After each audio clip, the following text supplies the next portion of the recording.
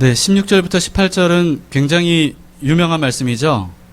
항상 기뻐하라, 쉬지 말고 기도하라, 범사에 감사하라, 이는 그리스도 예수 안에서 너희를 향하신 하나님의 뜻이니라. 이 말씀 여러분 좋아하시죠?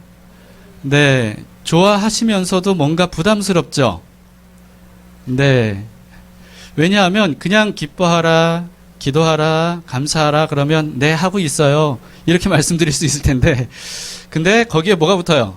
항상, 또 쉬지 말고, 범사에. 이게 부담스러운 거예요. 더구나 뿐만 아니라 결정적으로 맨 뒤에 뭐라고 말씀하십니까? 이것이 그리스도 예수 안에서 너희를 향하신 뭐라고요? 하나님의 뜻이래요. 예, 그러다 보니까 이게 부담이 팍팍 느껴지는 것 같습니다.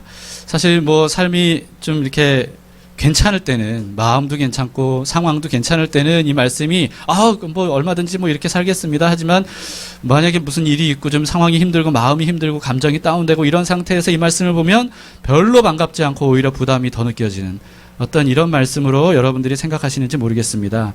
만약에 그렇게 이 말씀이 조금이라도 한켠에 이 말씀은 부담스러운 말씀이야 라고 느껴지시는 게 있다면, 그러면 그거는 하나님의 뜻에 대한 어떤 의미가 좀 오해가 있기 때문이다 라고 하는 겁니다.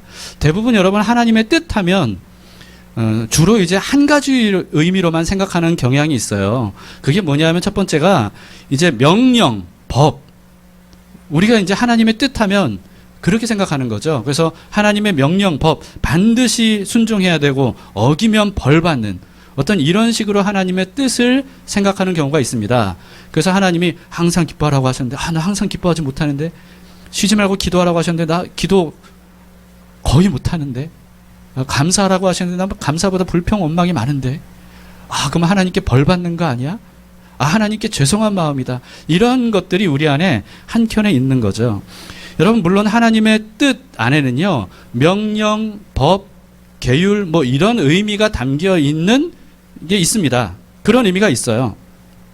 그러나 하나님의 뜻을 이런 식으로만 우리가 알고 있으면, 그러면 하나님은 항상 뭔가 억압적이고 뭔가 무서운 분으로 이렇게 생각할 수 있다는 거죠.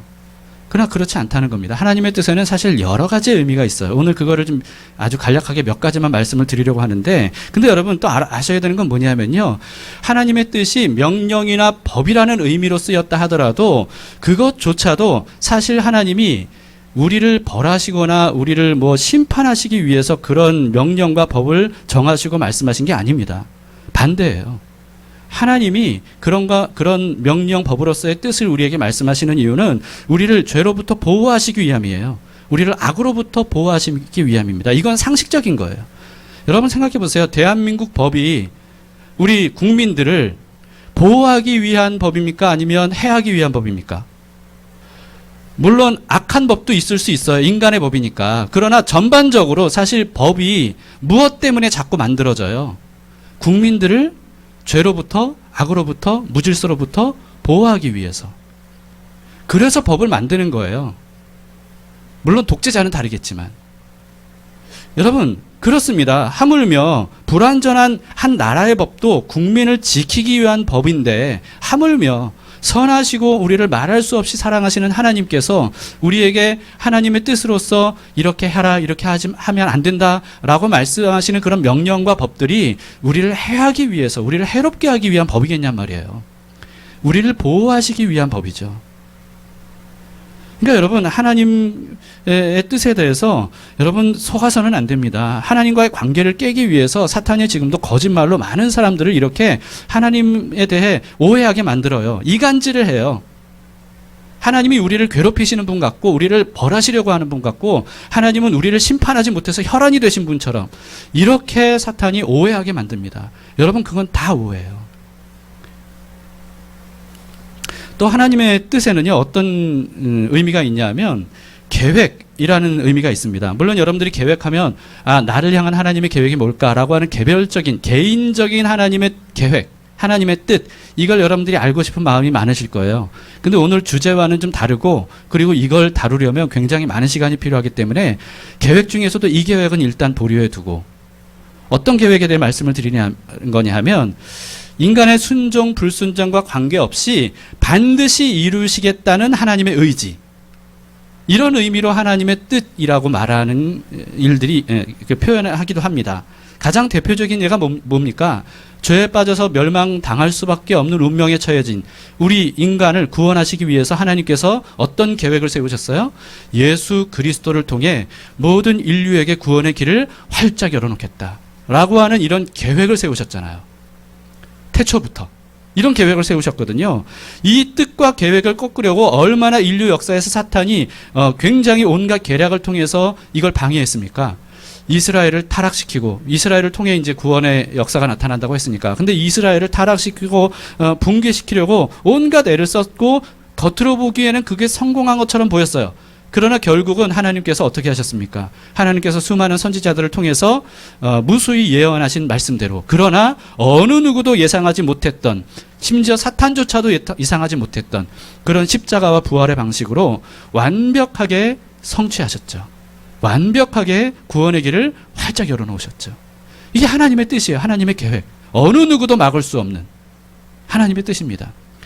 데살로니가 전서에서도 여러분들이 큐티를 하시면서 보셨다면 이런 류의 하나님의 뜻이 기록이 돼 있어요. 그 중에 하나가 뭐냐면 데살로니가 전서 4장 14절에 보시면 우리가 예수께서 죽으셨다가 다시 살아나심을 믿을진데 이와 같이 예수 안에서 자는 자들도 하나님이 그와 함께 데리고 오시리라. 이게 무슨 말씀이냐 하면 재림에 대한 말씀이에요. 예수님이 다시 오실 것이다. 반드시 예수님이 다시 오실 것이다. 모든 믿는 자들을 구원하고 그 구원을 완성하기 위해서 다시 오실 것이다 라고 하는 계획이죠. 여러분, 이런 의미의 하나님의 뜻은, 하나님의 계획은 어느 누구도 막을 수가 없습니다. 반드시 이루어집니다. 그리고 이런 의미로 쓰인 하나님의 뜻 역시 여러분 항상 인간을 위한 하나님의 뜻이에요. 인간을 해하기 위한 하나님의 계획이 아닙니다. 하나님은 결코 사람을 해롭게 하기 위한 계획을 세우지 않으셔요. 왜냐하면 우리를 너무 사랑하시거든요. 또 세 번째 뜻은 뭐냐면요, 하나님의 뜻. 여러분 잘 들으세요. 하나님의 뜻이라는 의미에는 이런 의미가 있어요. 하나님의 바램입니다. 하나님의 바램. 우리를 향하신 하나님의 바램. 여러분, 오늘 본문은 그런 의미에서 바로 하나님의 바램에 대한 말씀입니다. 나는 너가 항상 기뻐했으면 좋겠어. 나는 너가 쉬지 않고 기도했으면 좋겠어. 나는 너가 범사에 감사했으면 좋겠어. 이게 너희를 향한 나의 바램이야. 이런 의미예요. 왜냐하면 우리를 너무 사랑하시기 때문이죠. 그러니까 우리가 그러기를 바라시는 거예요. 여러분 생각해 보세요. 몸살 감기가 든 자녀가 있어요. 근데 엄마가 이 아이가 너무 끙끙 앓으면서 막 탈진 상태처럼 보이니까 이 아이를 위해서 이제 뭔가 건강에 좋은, 빨리 회복할 수 있는 좋은 식재료 이런 것들을 다 비싼 음식들, 최고급 어떤 식재료들을 다 구입해가지고 이걸 아끼지 않고 다 넣어서 정성스럽게 삼계탕을 정말 맛있게 끓였어요. 맛있겠죠? 네, 벌써 군침 삼키시는 분들이 있어요. 네, 삼계탕을 끓였어요. 그리고 식탁을 정성껏 차렸어요. 그리고 자기 딸에게 이렇게 말하는 거예요. 맛있게 많이 먹어. 그리고 빨리 나아라. 이렇게 얘기했어요. 여러분, 근데 이 말을 들은 이 딸이 안 그래도 아파서 얼굴이 그런데 더 인상이 굳어지는 거예요. 왜냐하면 이 딸이 이렇게 생각하는 거죠. 엄마 말을 듣고 이렇게 생각한 거예요. 지금 나 입맛 하나도 없는데 맛있게 먹으래. 나 지금 식욕도 하나도 없는데 많이 먹으래. 그리고 빨리 나으라고? 그게 내 마음대로 돼? 만약에 딸이 이런 식으로 엄마 말씀을 받아들였다면 이거는 엄마의 말에 대한 오해죠. 지금 이 딸은 어떻게 생각한 거예요? 엄마가 자기에게 명령한 것으로 생각한 거예요. 너 반드시 맛있게 먹어야 돼. 많이 먹어야 돼. 너 빨리 나야 돼. 이런 식으로 느끼는 거죠. 근데 그게 아닌 거예요. 엄마의 마음은 어떤 거예요? 이 아이가 이걸 정말 맛있게 먹었으면 좋겠고 많이 먹었으면 좋겠고 그래서 빨리 나았으면 좋겠다 하는 게 이 엄마의 마음이잖아요. 여러분, 많은 사람들이 하나님을 이런 식으로 오해하는 것 같아요. 이런 식으로. 하나님이 난 네가 항상 기뻐했으면 좋겠어.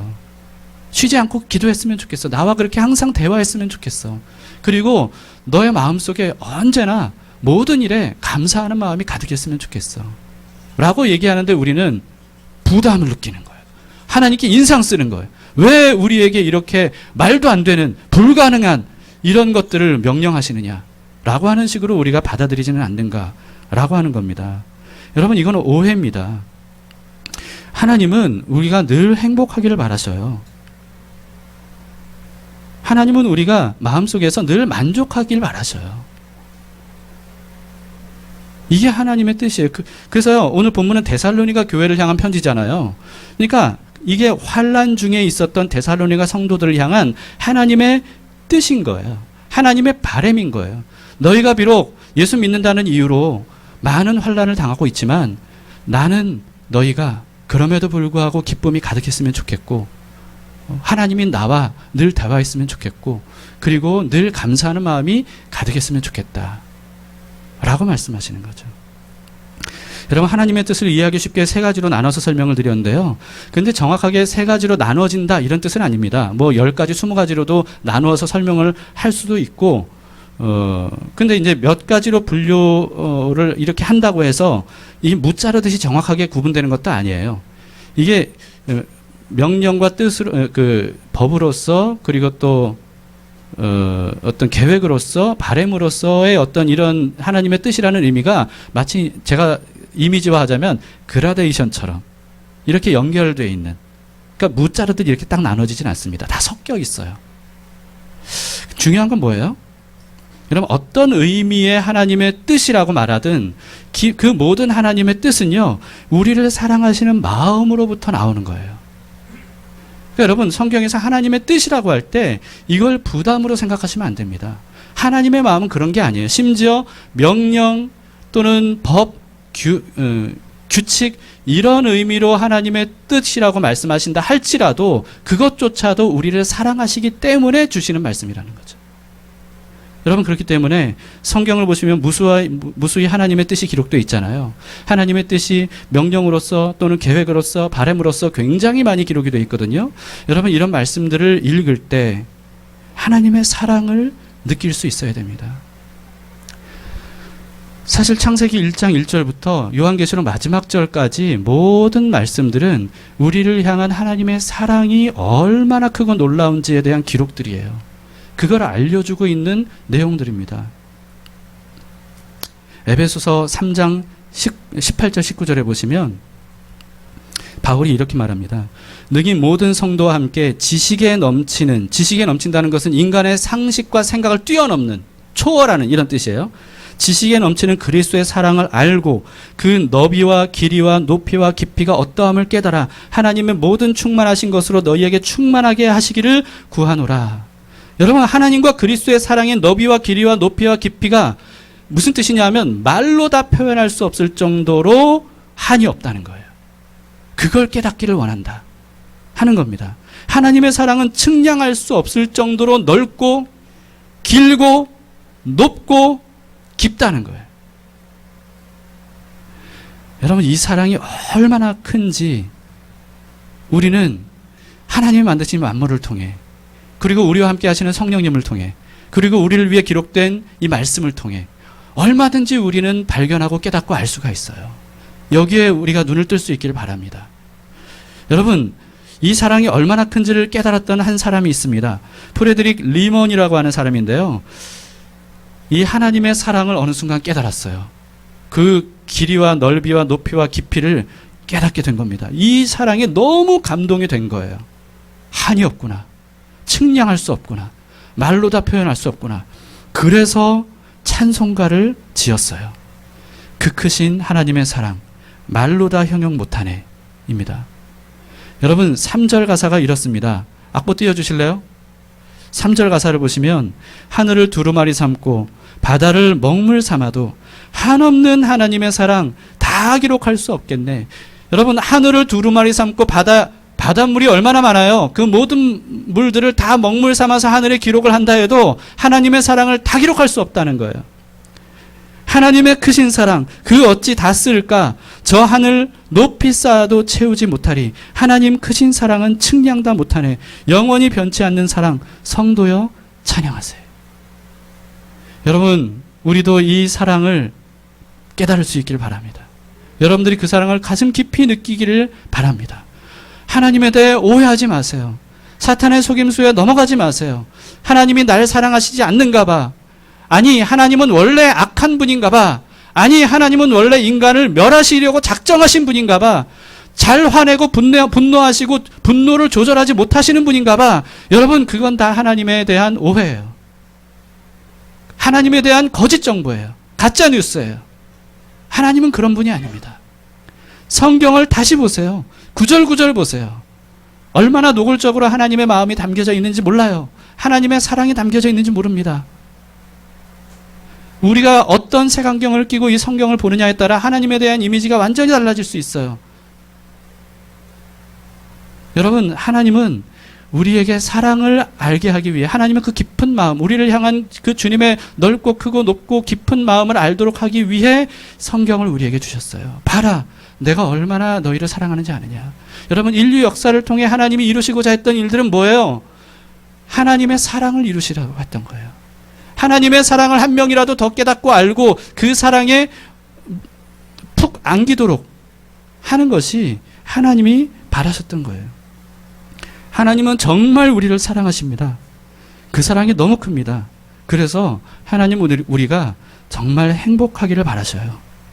모든 사람들이 예수님을 믿고 죄와 악에서 인간을 파멸시키고 괴롭히는 이 죄와 악에서 구원받기를 원하셔요. 하나님 나라에 들어가기를 원하셔요.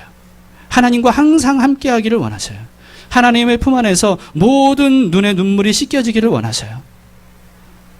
우리 안에 있는 모든 두려움과 불안이 예수님 때문에 평안으로 바뀌고, 그리고 이 땅에서의 모든 고통과 괴로움들이 다 치유받고 질병과 장애들이 다 회복이 되고, 그래서 정말 하나님이 원래 원하셨던 그런 온전한 모습으로 그렇게 마음껏 주님이 주신 세상을 받아 누리며 그렇게 살아가기를 원하십니다. 하나님은 우리가 항상 기뻐하기를 원하셔요. 감사가 충만하기를 원하셔요. 서로 사랑하기를 원하십니다. 즐겁게 교제하며 함께 누리며 살기를 원하셔요. 이게 우리를 향하신 하나님의 뜻이에요.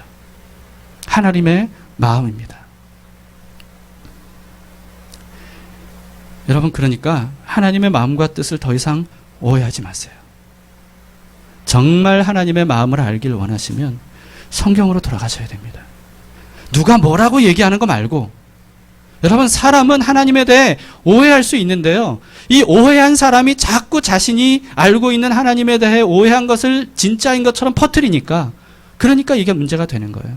근데 많은 사람들이 성경을 직접 보질 않고 그런 사람들이 얘기를 듣고 하나님에 대해서 왜곡된 시각을 자꾸 보는 거예요. 그래서는 안 된다는 거죠. 여러분 더 이상 우리를 망하게 하려는 악한 사탄의 이간질과 속임수에 넘어가서는 안 됩니다. 그렇기 때문에 여러분 이제부터 하나님이 우리에게 바라시는 대로 항상 기뻐하기로 결심하시기 바라요. 하나님의 사랑을 받고 구원을 얻은 우리들 아닙니까? 여러분 그것만으로도 우리는 기뻐할 이유가 충분합니다. 여러분 기쁨은 재미나 즐거움과는 다르죠. 재미나 즐거움과는 다릅니다. 기쁨은 훨씬 더 깊은 내면에 관한 거예요. 그렇다고 재미나 즐거움이 나쁘다는 의미는 아닙니다. 재미나 즐거움도 하나님께서 우리에게 주신 좋은 것이에요. 그러나 때로는요, 기쁨을 위해서 재미나 즐거움을 잠시 유보하는 것도 필요합니다. 왜냐하면 재미와 즐거움을 그것만 추구하다 보면 이게 기쁨을 그걸로 대체해버리는 경향이 있거든요. 그래서 안 됩니다. 하나님은 그보다 훨씬 깊은 기쁨을 우리에게 주셨고 또 주시고 계시고, 그래서 우리가 그걸 느끼기를 원하셔요. 그래서 하나님 앞으로 나아가서 하나님과의 깊은 만남을 통해 하나님으로부터 오는 깊은 기쁨을 우리가 느낄 수 있기를 바랍니다. 여러분 그리고 이제부터 쉬지 않고 기도하기로 결심합시다. 아멘이 안 나오세요? 쉬지 않고 기도하기로 결심합시다. 오해하지 말라니까 여러분. 아직도 이게 이거 쉬지 말고 어떻게 기도해. 이거 섣불리 아멘 했다가 내가 그거 지켜야 돼. 그게 아니라니까 여러분. 쉬지 않고 기도하지 않았다고 하나님 벌 주시고 막 거기에 죄책감 갖고 이럴 필요가 없어요. 그런 의미가 아닌 거예요. 기도를 누리라는 거예요. 기도를 누리라는 거예요. 여러분 이건 항상 무릎 꿇고 기도만 하고 앉아 있으라 이런 뜻이 아니에요. 맨날 교회 와서 24시간 가족들 밥도 안 해주고 직장도 다 집어치우고 교회 와서 그냥 기도만 하고 있으라 이런 뜻이 아니에요. 제가 예전에 오래전에 이런 제목의 설교를 한 적이 있습니다. 기도 모드. 혹시 들으신 분들 기억나실지 모르겠습니다. 여러분 우리가 기도 모드를 딱 유지하자는 거예요. 기도 모드. 그러니까 이게 무슨 뜻이냐 하면 늘 이렇게 이렇게 기도하자 이런 뜻이 아니고요. 기도 모드를 유지하는 거예요. 그러니까 하나님을 늘 의식하는 거죠. 하나님을 인식하는 거죠. 그렇다고 막 하나님을 늘 생각해야 된다 이건 아니에요. 여러분 이걸 어떻게 생각해야 될까요? 만약에 우리 집안에서 그 가족들이 있잖아요. 가족들이. 우리 아들들이 각자의 방에 있잖아요. 각자의 방에 있는데 내 눈앞에 없어요. 근데 그리고 우리 아들들이 우리 집안에 같이 있더라도 그렇더라도 우리 아들들을 생각하지 않을 때가 있어요. 늘 아들들 생각하겠어요, 제가? 제가 할 일도 많고 그런데. 그렇지 않아요. 그럼에도 불구하고 늘 어떤 게 있어요. 우리 집에 아들들이 함께 있다라고 하는 그런 의식이 있잖아요. 이게 기도 모드예요. 이게 쉬지 않고 기도하는 겁니다. 하나님이 늘 나와 함께 계셔. 하나님은 늘 나에게 말씀하시는 분이고 나는 언제든지 하나님께 말씀드릴 수 있어. 기도 모드를 켜놓고 살자는 거예요. 코람데오, 하나님 앞에 있음을 인식하는 믿음. 이것을 가지고 우리가 살아가는 것이 필요하다는 겁니다. 여러분 스미스 위글스워스라고 하는 분이 있습니다. 여러분 아실지 모르겠는데 이분이 굉장히 단순 무식한 믿음을 가졌던 분이고 그래서 그런지 이분에게서 정말 말도 안 될 것 같은 놀라운 기적들이 굉장히 많이 일어났던 그런 믿음의 은사를 가졌던 분이에요. 근데 이분이 이런 말을 한 적이 있습니다. 한 번 기도할 때 30분 이상 기도한 적은 없습니다. 그러나 기도하지 않고 30분 이상 지나본 적도 없습니다. 여러분 무슨 의미인지 아시겠죠? 여러분 우리가 훈련이 안 돼서 그렇지요. 사실 이렇게 기도 모드를 켜고 항상 쉬지 않고 기도하는 어떤 하나님을 의식하며 하나님과 언제든지 함께 하고 있음을 대화로서 말씀을 듣고 말씀을 드림으로써 그렇게 하는 기도 모드로 살아가는 것은 가능하다는 거예요. 그리고 실제로 이렇게 살아가는 사람들이 굉장히 많이 있다는 겁니다. 그렇기 때문에 여러분 이건 불가능해. 어떻게 쉬지 않고 기도해? 라고 생각하지 마시고 쉬지 않고 기도하는 게 어떤 걸까? 어떤 걸까? 나도 그렇게 할 수 있다는 건데 그럼 그게 뭘까? 라고 하면서 우리가 그 기도 모드를 켜놓고 살아가는 것에 대해 좀 알아갈 필요가 있다는 거죠. 여러분 그래서 우리 기도하기로 결심합시다. 아시겠죠? 네. 그리고 이제부터 범사에 감사하기로 결심합시다. 하나님이 그걸 바라셔요. 범사에 감사하기로. 근데 감사는요, 잘 보니까 일종의 습관이에요. 감사는 습관입니다. 마찬가지로 불평, 불만도 습관이에요. 이게 한번 불평, 불만이 습관돼 버리잖아요. 그럼 나도 모르게 좋은 일에도 막 불평, 불만이 나와요. 근데 감사를 그래서 습관처럼 우리가 받아들여야 되는 거죠. 어떤 습관을 나에게 드리느냐, 이게 관건인 거예요. 불평, 불만이 아니라 감사의 습관을 갖도록 우리가 연습해야 되는 이유가 왜 그렇습니까? 우리가 불평, 불만을 하면 사실 불평, 불만하는 생각과 마음이 가장 먼저 누구에게 큰 영향을 미쳐요? 나에게, 본인에게 가장 큰 영향을 미쳐요. 이게 그렇더라고요. 부정적인 말들, 불평, 불만의 말들, 생각들 이런 것들이 이게 나를 갉아먹게 돼요. 반면에 감사의 생각, 감사의 말들 이런 것들은 어떻습니까? 이런 것들도 나에게 가장 큰 영향을 미쳐요.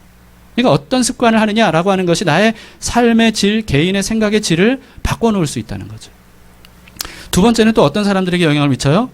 가까이 있는 사람들, 주변 사람들. 내가 불평, 불만, 생각 품고 그런 말들을 계속하면 주변 사람들이 거기에 영향을 미쳐요. 그런데 감사의 말들, 생각들 이런 것들을 가지고 살면 주변 사람들에게 그런 좋은 영향들을 미치게 된다는 거죠. 근데 그보다 더 중요한 게 있습니다.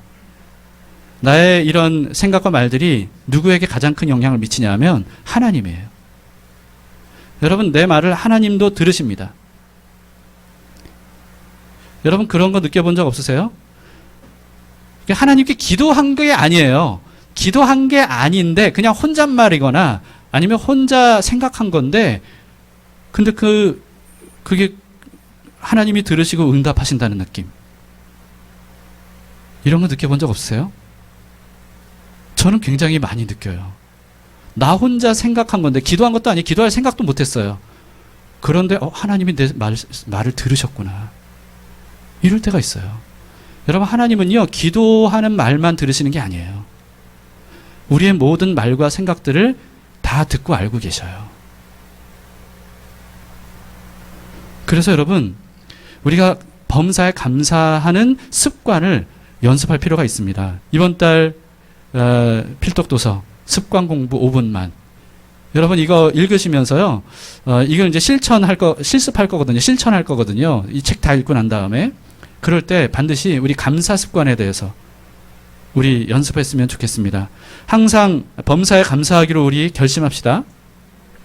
지금까지 굉장히 유명한 16절에서 18절의 말씀들을 우리가 살펴봤는데 사실요.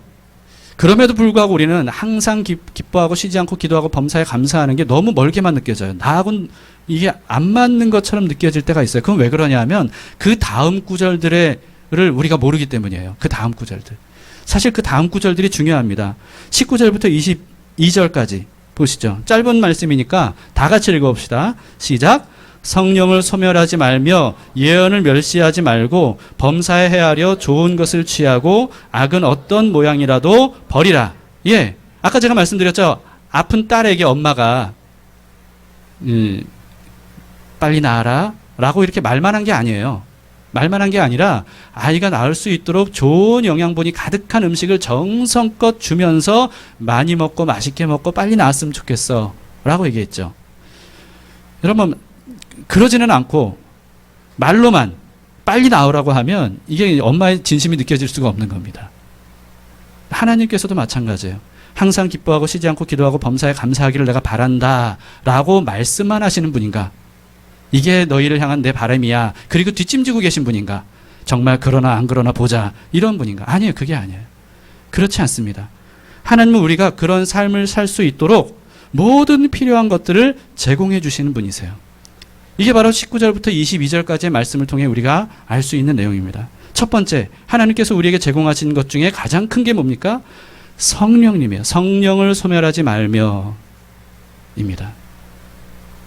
여러분 최소한 우리가 성령님을 소멸하지 않기만 해도 항상 기뻐하고 쉬지 않고 기도하고 범사에 감사하는 것과 가까운 삶을 살 수 있습니다.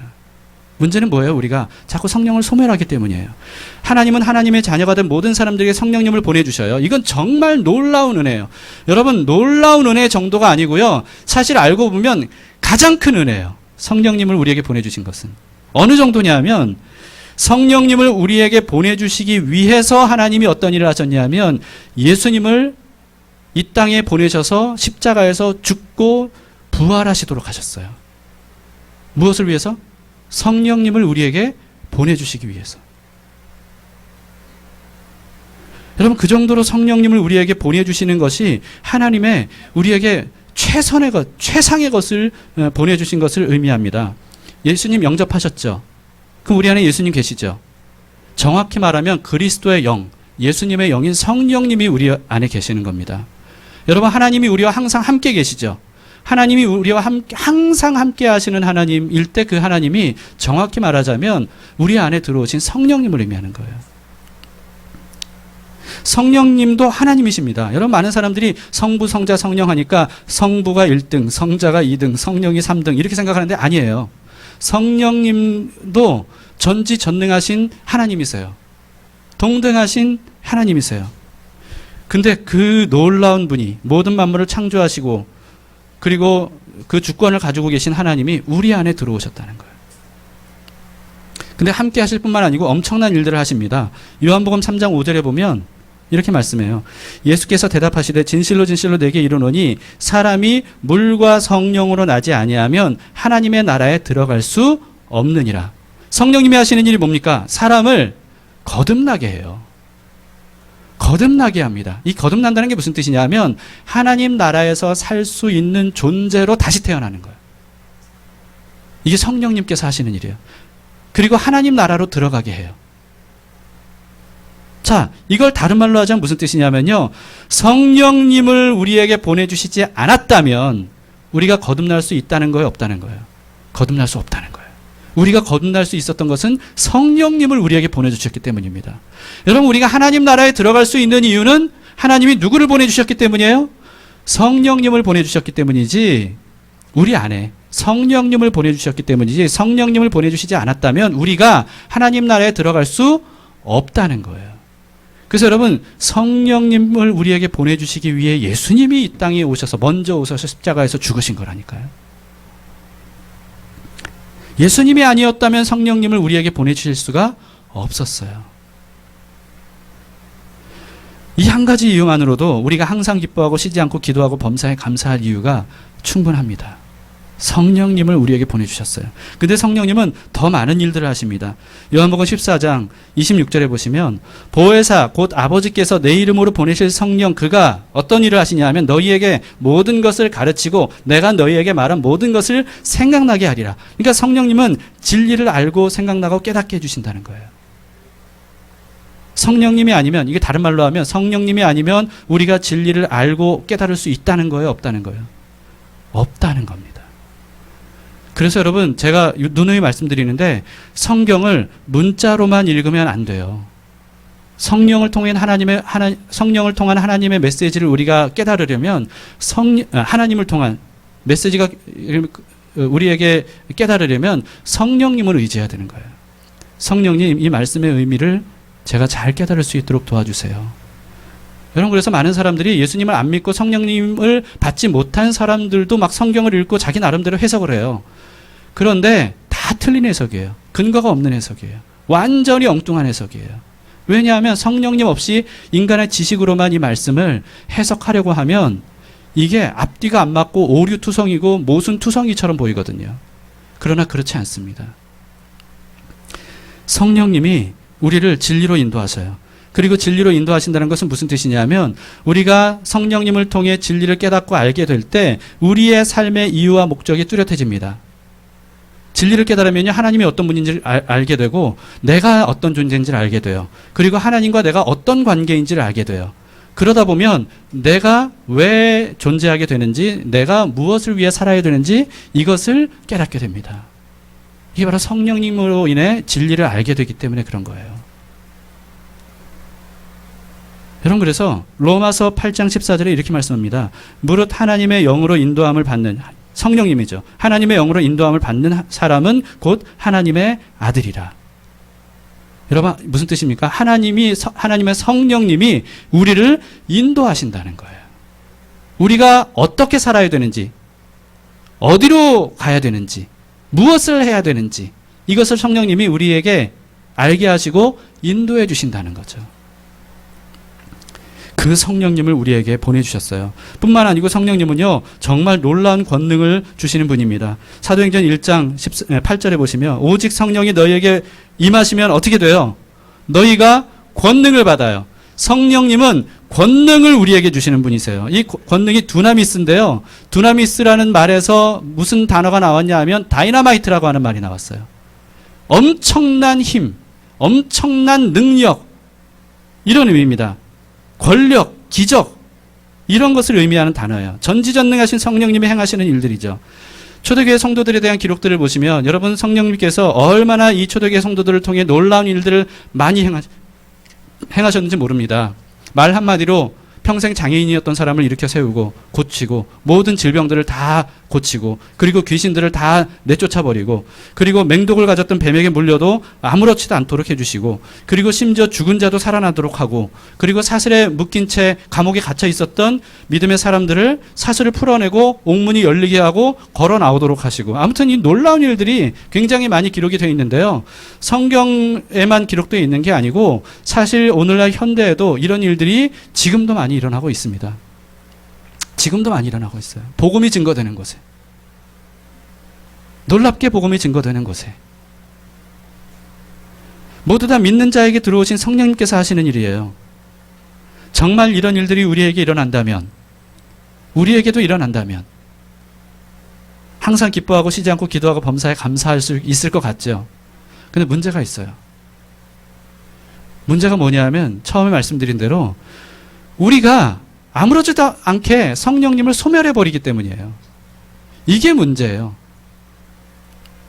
여러분, 성령님을 소멸한다. 여기서 소멸한다는 말의 원어 의미는요, 끄다, 단절시키다, 이런 의미예요. 다시 말해서 성령을 소멸한다는 것은 하나님이신 성령님이 인간에 의해 소멸될 수 있는 분이다, 이런 뜻이 아니고요. 소멸될 수 있는 분이라는 뜻이 아니라 성령님이 하시는 일을 거부하는 거예요. 성령님이 하시는 일을 가로막는 거예요. 이게 바로 성령을 소멸한다. 소멸한다고 이렇게 표현하고 번역이 되어 있으니까 이게 좀 오해하기 쉬운데, 성령님이 하시는 일을 거부하고 단절시킨다, 이런 뜻입니다. 이게 우리의 문제예요. 여러분, 우리들의 예수 믿는 사람들에게 이런 이중적인 마음이 있는 것 같아요. 이중적인 마음. 그래서 성령 충만을 원해요. 그러면서도 성령 충만을 거부해요. 여러분, 그러지 않으세요? 성령 충만을 원해요. 그런데 거부해요. 주여, 저에게 성령 충만을 주세요. 그러면서 한편에서는 진짜 내가 성령 충만해지면 어쩌지? 이런 마음이 있어요. 그러니까 적당히 기도하고 말아요. 성령 충만을 받기 전에 끝내버려. 그런 적 없으세요, 여러분? 그런 마음들이 우리에게 있는 것 같아요. 이중적인 마음. 왜냐하면 성령 충만하면 내가 살짝 반쯤 미치는 거 아닐까, 이렇게 생각하거나, 아니면 내가 성령 충만하면 나도 모르게 막 아프리카로 가겠다고 막 선교 서원을 하고 막 이러는 거 아닌가, 이런 걱정들을 해요.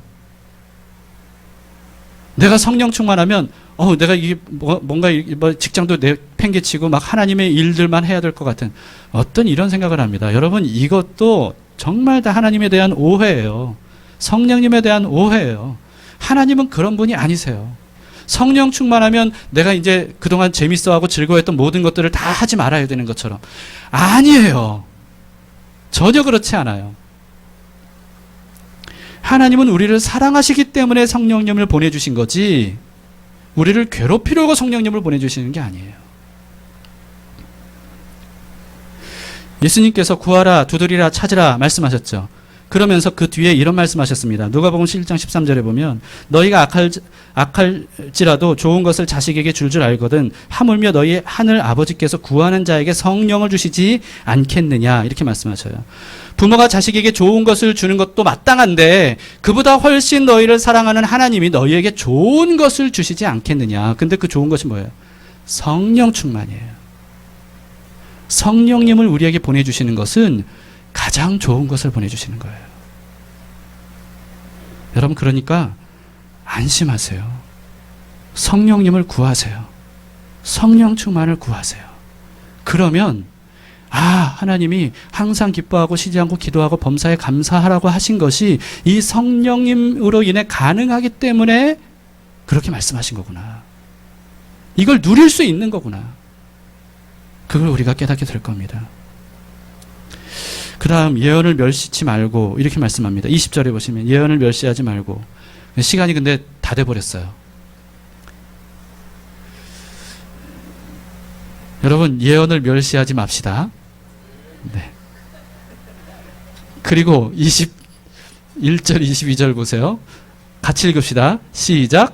범사에 헤아려 좋은 것을 취하고 악은 어떤 모양이라도 버리라. 네, 범사에 좋은 것을 취합시다. 악은 모든 모양이라도 버립시다. 이게 이렇게 넘어가면 안 되는데.